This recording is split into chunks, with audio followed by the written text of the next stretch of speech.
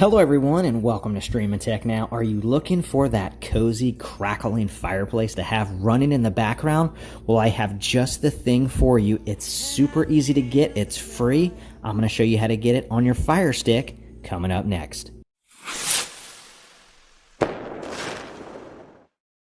Alright, so I just jumped on my Fire Stick. I'm going to open it up. I'm going to just show you real quick what this is all about. There is the real live burning crackling fireplace in the background.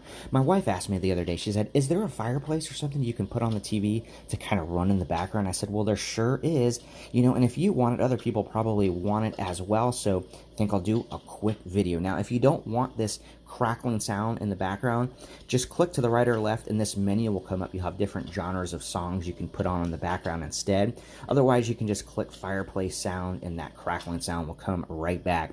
But this is it, guys. It's very, very easy to use so that, you know, the next time you actually want to use it, you just go to it, click it, and then it will just populate automatically just like that. So very straightforward, not much to it. So let me show you how to get it, and it's really easy. It's right in the App Store. So go to Find on your home screen, click Search, and then say Holiday Fireplace.